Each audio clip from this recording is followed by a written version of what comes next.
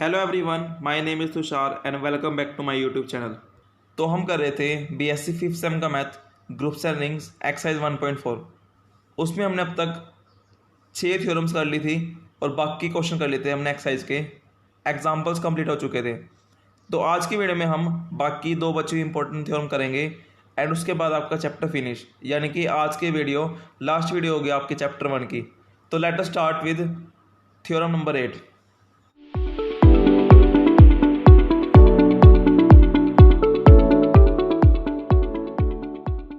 तो क्या कहते हैं मेरे पास थ्योरम, शो करो कि अगर जी का जो ऑर्डर है वो हो इनफाइनाइट, तो जी के पास एग्जैक्टली क्या है, 2 जनरेटर।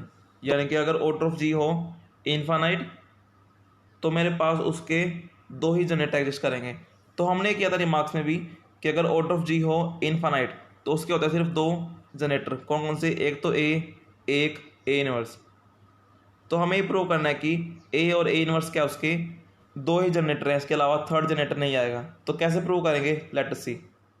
तो हमने मान लिया कि जी क्या है, एक इनफाइनाइट साइक्लिक ग्रुप है और ए क्या उसका जनरेटर। हम मान लेते हैं कि जो ऑर्डर ऑफ ए है वो कितना है, एक्स। अगर ऑर्डर ऑफ ए है एक्स तो ए की पावर एक्स, ये कितना है मेरे पास, आइडेंटिटी। तो ए की पावर एक्स मेरे पास आएगी identity if and only if x is equal to 0। क्योंकि अगर एक्स होगा 0 तो ए की पावर 0 कितना बनेगा, 1। तो यहाँ पर 1 क्या है, आइडेंटिटी। अब हम क्या करते हैं, let b belongs to g, b any other generator of g. A मेरे पास क्या है, पहला जनरेटर, और हमने मान लिया कि बी भी क्या है, एक दूसरा जनरेटर। अब हम क्या करेंगे, देखिए एज जो बी है वो बिलोंग करता है जी से और ए क्या है उसका जनरेटर।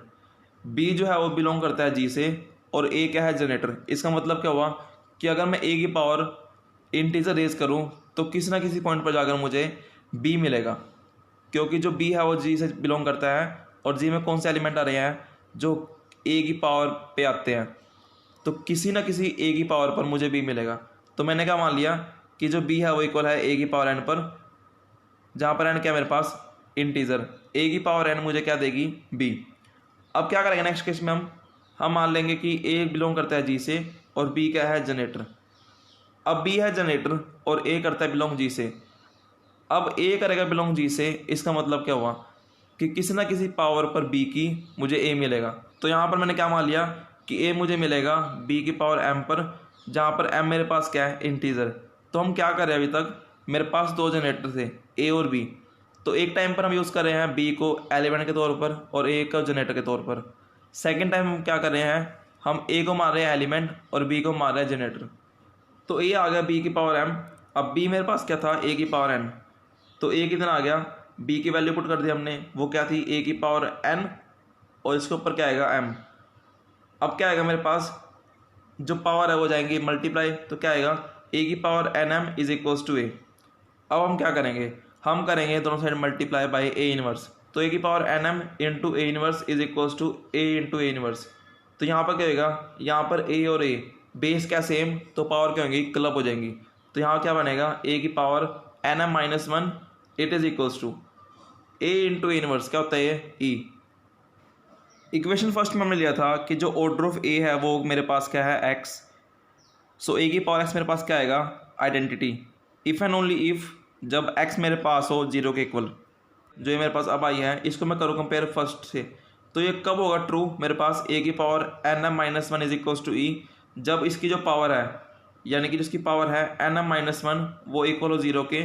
क्योंकि ये मेरे पास केस क्या था कि ए की power x is equal to e तब होगी जब एक्स क्या होगा, 0।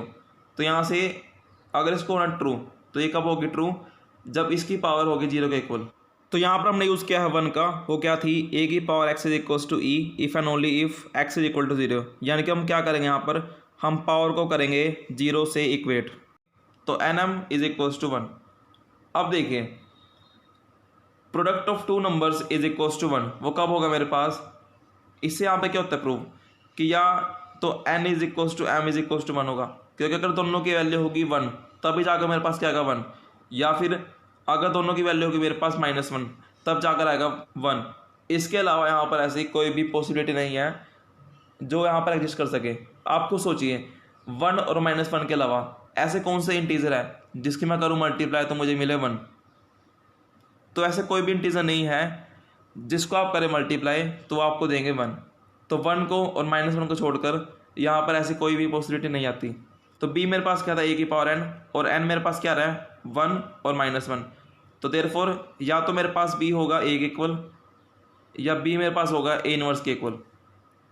तो यहाँ पर इसके अलावा ऐसा कोई केस नहीं है जो इसको कर सके सेटिस्फाई। या तो 1 कर सकता है सेटिस्फाई जब दोनों की वैल्यू हो 1, या फिर -1 जब दोनों की वैल्यू -1, तब ये होगी सेटिस्फाई। इसके अलावा कोई भी यहाँ पर इंटीजर एग्जिस्ट नहीं करेगा जिसको सेटिस्फाई कर सके। दैट इज़ वाई ए और ए इनवर्स क्या है मेरे पास, ये सिर्फ 2 जनरेटर है जी के। तो आई होप कि आपको इस थ्योरम का कंसेप्ट क्लियर हो चुका होगा। तो नेक्स्ट थ्योरम मेरे पास क्या है, the number of generators of a finite cyclic group of order n is phi of n, जहाँ पर फाई ऑफ n क्या है मेरे पास यूलर्स नंबर। इसने क्या कर रखा है कि अगर मेरे पास एक फाइनाइट साइक्लिक ग्रुप हो जिसका ऑर्डर है n, तो उसमें अगर आपको निकालने हैं नंबर ऑफ जनरेटर तो that is given by phi of n, जहाँ पर फाई ऑफ n मेरे पास क्या है यूलर्स नंबर। इसके बेस पर हमने क्वेश्चन भी किए थे। तो बस हम यहाँ पर प्रूव करना है कि अगर ऑर्डर ऑफ जी है n तो उसके जनरेटर निकालने के लिए मुझे निकालना पड़ेगा फाई ऑफ n। इसको हम करेंगे कैसे, लेट अस सी। तो जी मान लिया हमने क्या है एक साइक्लिक ग्रुप जिसका ऑर्डर है n और वो जनरेट हो रहा है a से। तो जी इज जनरेटर बाय a। अब देखिए सिंस जो जी है मेरे पास वो है साइक्लिक ग्रुप और ऑर्डर ऑफ जी मेरे पास कितना गिवन है मुझे n। और हमने पढ़ी थी एक थ्योरम, वो क्या थी कि अगर जी है साइक्लिक तो in that case order of g equal होगा ऑर्डर ऑफ जनरेटर के। यहाँ पर क्या इसका जनरेटर a, तो हम कह सकते हैं कि जो ऑर्डर ऑफ जी है वो इक्वल होगा ऑर्डर ऑफ a के, यानी कि ऑर्डर ऑफ जी कितना था मेरे पास n, तो ऑर्डर ऑफ a कितना होगा मेरे पास n होगा। अब ऑर्डर ऑफ a क्या है n, इसका मतलब क्या हुआ कि अगर मैं a की पावर कर दूं n टाइम रेज तो मुझे मिलेगी आइडेंटिटी। तो a की पावर n टाइम हमने रेज कर दिया तो मुझे मिल गई है आइडेंटिटी। तो अब हमें क्या शो करना है कि अगर n जो है वो ऑर्डर हो ग्रुप का तो फाई ऑफ n ये मुझे क्या देगा, जनरेटर देगा। अब फाई ऑफ n क्या था मेरे पास, ये मेरे पास था पॉजिटिव इंटीजर जो कि n से छोटे हों बट वो 0 से बड़े होने चाहिए, एंड वो हो को प्राइम टू n। तो हम क्या करेंगे, हम मान लेंगे कि a की पावर m जनरेटर होगा g का, वो कब पॉसिबल है, जब जो m हो वो लेस देन हो n से और m और n क्या हो को प्राइम। इसका मतलब कि m और n में कॉमन फैक्टर सिर्फ 1 हो। तो हम ये शो करेंगे कि a की पावर m क्या है दूसरा जनरेटर होगा, और ये कब पॉसिबल हो पाएगा, जब m छोटा हो n से और m हो को प्राइम टू n। हमने लिखा है कि वी विल नाउ शो, हम अब क्या शो करेंगे कि a की पावर m मेरे पास क्या है जनरेटर है g का, और ये कब पॉसिबल है, इफ़ एंड ओनली इफ़, जब जो m है वो n से छोटा हो और 0 से बड़ा हो और m और n में सिर्फ a की कॉमन फैक्टर हो वो क्या हो 1। तो यहाँ पर है इफ़ एंड ओनली इफ़। तो हम क्या करेंगे, पहली बार में हम लेकर चलेंगे ये कि am क्या है जनरेटर ऑफ g है, और हम प्रूव करेंगे कि m और n का जो कॉमन फैक्टर है वो क्या है 1। सेकेंड टाइम क्या करेंगे, हम लेकर चलेंगे ये कि m और n में जो कॉमन फैक्टर है वो है 1, और हम प्रूव करेंगे कि a की पावर m क्या है मेरे पास जनरेटर। तो केस 1 हम पहले मान लेते हैं कि a की पावर m मेरे पास क्या है जनरेटर ऑफ g है, जहाँ पर जो m है वो n से छोटा है और 0 से बड़ा है, और हमें यहाँ पर क्या शो करना है कि जो m और n है उसमें कॉमन फैक्टर है 1। तो देखिए सिंस जो a m है वो क्या है जनरेटर ऑफ g, तो इसका मतलब क्या हुआ कि जो हर एलिमेंट है g का उसको हम लिख सकते हैं a की पावर m में। तो अगर a बिलोंग करता है g से तो इसका मतलब क्या हुआ, अब अगर a बिलोंग करेगा g से और g में मेरे पास किस टाइप के एलिमेंट आ रहे हैं a की पावर m उसकी पावर टाइप एलिमेंट, तो यहाँ पर a कितना आएगा, a मेरे पास आएगा a की पावर m और उसकी पावर t, यानी कि किसी भी पावर पर मुझे a मिलेगा। तो a कितना आएगा a की पावर m और उसकी पावर t, जहाँ पर t बिलोंग करता है z से, z क्या है इंटीजर। अगर आप समझ नहीं पाए हैं कि मैंने कैसे लिखा है a is equals to a की पावर mt, तो यहाँ पर आप इसको बेटर समझ पाएंगे। देखिए मैंने कहा है कि a की पावर m क्या है जनरेटर ऑफ g, इसका मतलब कि जो g है वो जनरेट हो रहा है a की पावर m से, तो उसको मैं लिख दिया इस फॉर्म में। अब इसका मतलब क्या हुआ, g में किस टाइप के एलिमेंट आएंगे, इसके बेस पर a की पावर m और उसकी पावर 1, a की पावर m और उसकी पावर 2, a की पावर m और उसकी power 3 and so on type. अगर आप यहाँ करें मल्टीप्लाई पावर की पावर से, तो क्या बनेगा ए की पावर m, ए की पावर 2m, ए की पावर 3m और ए की पावर 4m। तो आप क्या देख पा रहे हैं कि यहाँ पर आ रही है ए की पावर, और पावर में कौन सा हो रहा है sequence follow, multiple of m, यहाँ m, यहाँ 2 टाइम ऑफ m, यहाँ 3 टाइम ऑफ m। इसका मतलब क्या हुआ कि यहाँ पर जो भी एलिमेंट आएगा जी में वो तो होगा ए की पावर में, और पावर में कौन सा चलेगा पैटर्न मल्टीपल ऑफ m। तो अगर कोई एलिमेंट ए है, अगर उसको बिलोंग करना है जी से, तो वो किस फॉर्म में आएगा ए की पावर m और वो होगा मल्टीपल ऑफ m। तो यहाँ पर क्या बनेगा ए की पावर एम टी। टी क्या है, एक इंटीजर है और वो फॉलो कर रहा है सेम रूल को, क्योंकि यहाँ पर क्या है मल्टीपल ऑफ m। अगर इसको आपको समझना है एक और दूसरे तरीके से, तो मेरे पास क्या है देखिए, हम मान लेते हैं कि ए की पावर m क्या है इक्वल टू सी, ताकि आपकी जो कन्फ्यूज़न है वो दूर हो जाए, क्योंकि मुझे पता है कि आपको यहीं पर कन्फ्यूज़न हो रही है।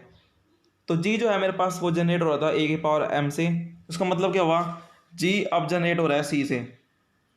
तो इससे क्या हुआ, जी में कौन से एलिमेंट हैं सी की पावर 1 टाइप, सी की पावर 2 टाइप, सी की पावर 3, सी की पावर 4, बट सी मेरे पास क्या है ए की पावर m। तो इससे क्या बनेगा ये ए की पावर m उसकी पावर 1, ए की पावर m उसकी पावर 2, ए की पावर m उसकी पावर 3 एंड सो ऑन। तो इसी बेस में अगर ए को बिलोंग करना है जी से, तो उसको ये फॉलो करना पड़ेगा, तो वो इनमें से कोई एक एलिमेंट होगा, और वो हमने मान लिया कि वो कैसा एलिमेंट होगा, ए इक्वल होगा ए की पावर एम टी टाइप, क्योंकि टी मेरे पास यहाँ पर क्या है मल्टीपल है वो एम का। तो अब आई थिंक आपको कंसेप्ट क्लियर हो चुका होगा। तो ये आप नहीं करेंगे एग्जाम में, ये सिर्फ एग्जाम्पल के तौर पर था। टी अब हमने क्या किया दोनों साइड पे, यहाँ पर मेरे पास था ए की पावर 1, तो हमने ए इनवर्स से क्या मल्टीप्लाई बोथ साइड, तो यहाँ मेरे पास क्या बनेगा ए की पावर 0, और यहाँ मेरे पास क्या बनेगा ए की पावर एम टी माइनस 1। तो यहाँ क्या आ चुका मेरे पास ए की power m t minus 1 is equals to e. तो यहाँ से मेरे पास क्या आएगा कि जो ऑर्डर ऑफ ए है वो डिवाइड करता है एम टी माइनस 1 को। अब ऑर्डर ऑफ ए मेरे पास कितना है n, so n divides m t minus 1, because जो ऑर्डर ऑफ ए है वो कितना है एन। अब जो एन है वो डिवाइड करता है एम टी माइनस 1 को, इसका मतलब m t minus 1 is equals to n q. ऐसा क्यों लिखा मैंने, देखिए इसने कहा है कि n divides m t minus 1, इसका मतलब क्या हुआ कि जो एम टी माइनस 1 है वो तो आएगा अंदर, और जो एन है वो आएगा बाहर। हमने मान लिया कि जो क्या है वो क्या है उसका क्वोशंट, और इसको अगर करता है डिवाइड, इसका मतलब कि उसका जो आएगा रिमाइंडर वो कितना आएगा 0। और हमने पढ़ रखा है अपनी जूनियर क्लासेज में क्या चीज़ कि this is equals to this into this plus remainder, but remainder यहाँ पे क्या 0, तो this is equals to n times q. तो हमने यहाँ लिखा है कि m t minus 1 is equals to n q, जहाँ पर क्या हो मेरे पास क्या है इंटीजर। तो हम क्या करेंगे m t minus n q is equals to 1। यही मेरे पास तरीका है शो करने का कि m और n मेरे पास क्या है उसका जो कॉमन फैक्टर है वो क्या है 1। तो यहाँ से हो चुका है प्रूव कि जो m और n का जो कॉमन फैक्टर है 1। अब बात करते हैं कन्वर्सली की। हमने मान लिया कि जो m और n का जो कॉमन फैक्टर है वो क्या है 1, जहाँ पर m n से छोटा है और वो 0 से बड़ा है। अब हम प्रूव करेंगे कि जो a ऑफ m है वो क्या है जनरेटर ऑफ g। सिंस जो कॉमन फैक्टर है m और n का वो क्या है 1, देयरफॉर तो यहाँ पर मेरे पास p और q दो इंटीजर आएंगे, m p plus n q is equals to 1। तो ये होगी मेरे पास 1 इक्वेशन। अब a को हम लिख सकते हैं e की पावर 1, और 1 मेरे पास किसके इक्वल है इसके इक्वल, तो ये क्या आएगा a की power m p plus n q. अब इसको हमने कर दिया है अलग, तो क्या बनेगा a की पावर एम पी इंटू ए की पावर एन क्यू। अब a की पावर n को हमने कर दिया अंदर और क्या हो आगे बाहर। सिंस यहाँ पर मेरे पास जो ऑर्डर ऑफ a है वो क्या है n, तो a की पावर n मेरे पास क्या था e, तो a की पावर n मेरे पास कितना आ गया e। तो यहाँ क्या बन चुका है a की power m p into e की पावर क्यू। बट आइडेंटिटी की पावर आप कुछ मर्जी रेस कर लीजिए, वो मेरे पास हमेशा आएगी आइडेंटिटी। तो a की power m p into identity क्या आएगा मेरे पास ये a की पावर एम पी। तो a किसके इक्वल आ चुका है a की पावर एम पी के। लेट जी हमने कर लिया कि वो क्या है साइक्लिक ग्रुप जो कि जनरेट हो रहा है ऐसे। देन अगर किसी x को करना है बिलोंग g से, g में है a की पावर इंटीजर टाइप एलिमेंट, तो अगर x बिलोंग करता है g से तो x must be equal to a की पावर इंटीजर। तो हमने मान लिया x is equals to a r, जहाँ पर r क्या है n से छोटा और 0 से बड़ा, तो x इज इक्वल्स टू। अब देखिए मेरे पास है a की पावर r, a की power r can be written as a की पावर 1 और उस पूरे की पावर कितने है मेरे पास आर। कोई डिफरेंस नहीं है, सेम है वही चीज़। अब वन मेरे पास क्या था, ए की पावर वन मेरे पास क्या थी, इट इज़ ए की पावर एम पी। तो हमने क्या किया, हमने पुट कर दी ए की पावर एम पी और उसकी पावर क्या है आर। अब जो पी है उसको हम लेके बाहर, तो क्या बनेगा, ए की पावर एम और उसकी पावर क्या है पी आर। अब पी भी क्या है इंटीजर, आर क्या है इंटीजर, तो पी और आर भी क्या होंगे इंटीजर। जो एक्स है वो मेरे पास है एलिमेंट ऑफ जी, और यहाँ से आप क्या देख पा रहे हैं, एक्स को हम लिख पा रहे हैं ए की पावर एम और उसकी पावर इंटीजर, यानी कि जो भी एलिमेंट होगा जी में उसको हम लिख पाएंगे ए की पावर एम में। इसका मतलब कि सारे एलिमेंट जी के प्रोड्यूस होंगे ए की पावर एम से। सो ए की power m is generator of g. तो हमने क्या लिखा है, ए की power m is generator of g, जहाँ पर जो एम है वो छोटा है एन से, और जो एम और एन है उसका कॉमन फैक्टर क्या है मेरे पास, वन। सो फ्रेंड्स, आज हमने बाकी जो थ्योरम्स थी बची है उसको हमने कंप्लीट कर लिया है। तो यहाँ पर आपका चैप्टर होता है ख़त्म। तो इस थ्योरम में अगर आपको कुछ समझ नहीं आया हो तो you can ask me in the comment box.